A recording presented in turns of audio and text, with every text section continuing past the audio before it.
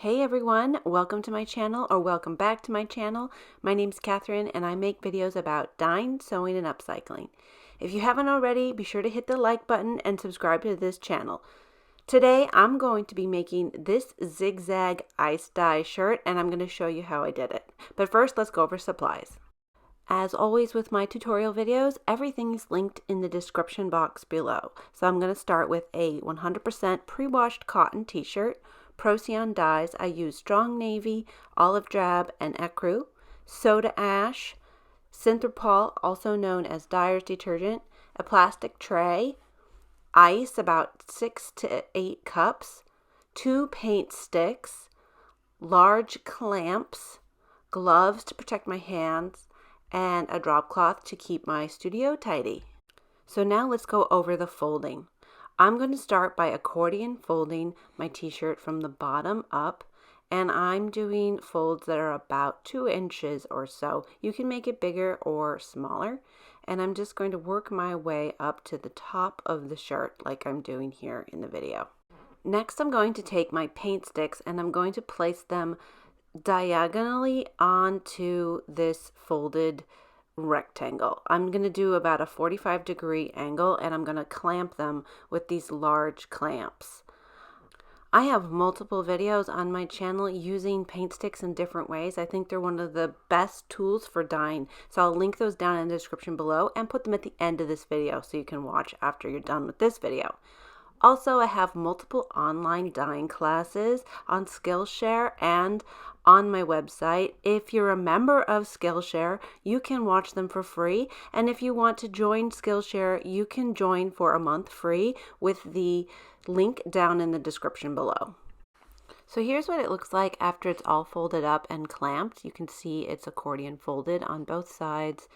And next I'm going to put it into the soda ash solution. So I have my soda ash solution. I usually mix about 2 gallons of water and about half a cup of soda ash. I just keep this in my studio and use it over and over, and sometimes I freshen up with more soda ash. After a few projects I throw it out, but I'm going to soak this for 20 minutes and then we're going to add the dye. Okay, so now I'm going to pick out the colors I want to use for today, and I'm going to look on my swatch wall just to play with different color combinations. If you're new here, you may not have seen my color swatch video where I made swatches of all of my dyes. This is a really helpful tool that I like to use to kind of keep an idea of what the colors will look like, and I can kind of mix and match and see how the color combinations will be. So today, I think I'm going to do strong navy, olive drab, let's do ecru. These are not going to be exactly these colors because the way that the dye hits the fabric and goes into the fabric is different for different types of fabric, and I'm doing a t-shirt. This is an old sheet that I upcycled, so it's a little bit lighter than some of the t-shirts that I've done with these colors, so I know for a fact, but it still gives me like a good visual idea of the colors that I'm choosing. All right, so let's go dye.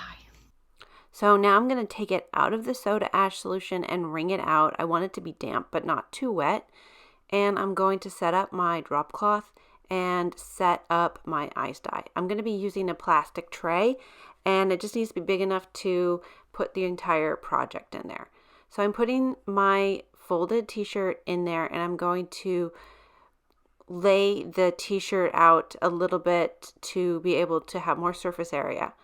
I'm coming in with olive drab first, and I'm going to put it on the sides of the paint sticks.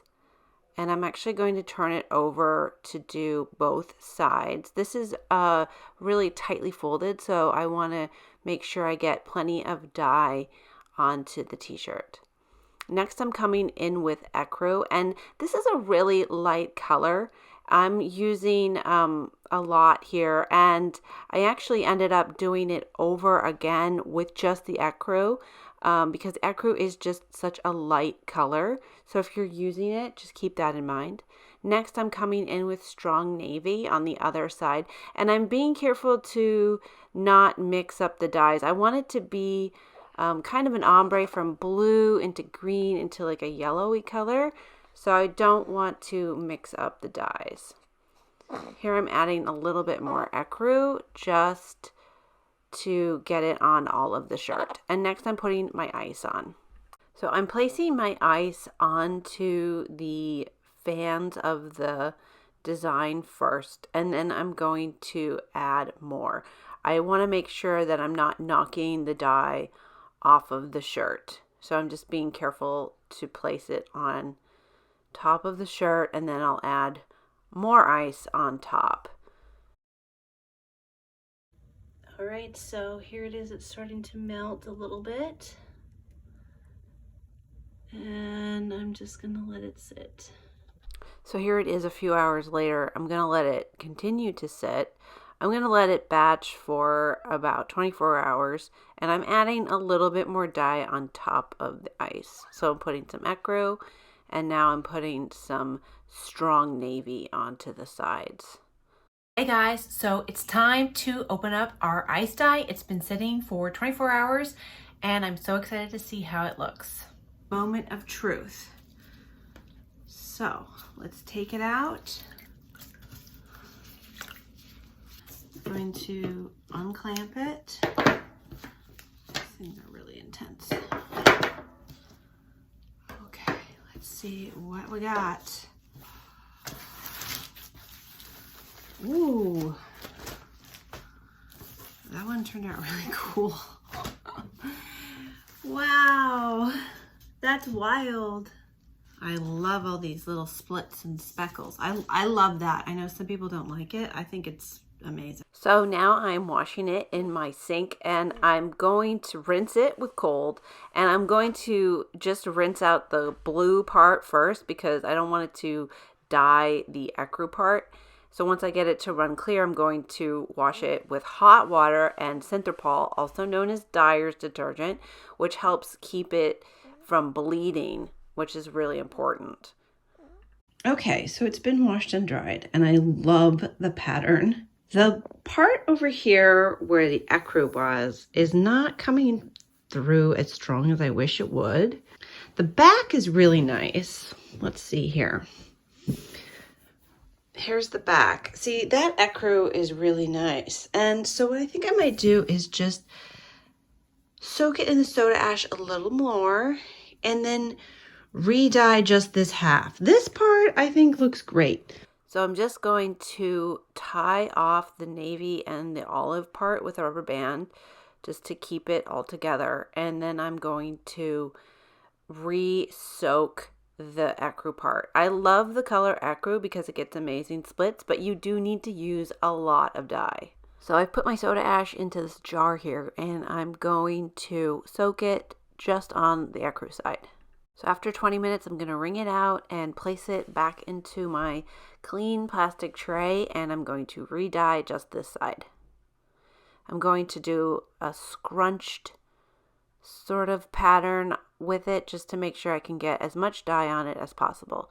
And now I'm going to cut out some cardboard to make a little collar, and I'm just going to staple it together to make a little rounded barrier for my ice. This way I don't waste ice or dye for that matter. So I'm just going to place that on top of the newly scrunched half of the shirt.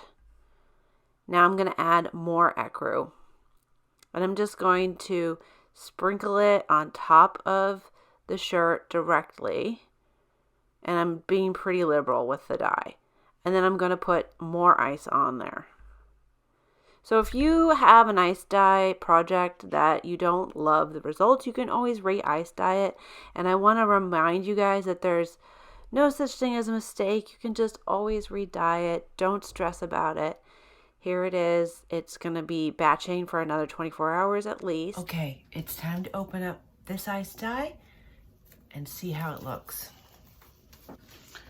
Okay, so I have this sticking out of the plastic tray, and I'm just going to gently squeeze everything. Oh, wow. That's the front. No, this is the back, sorry.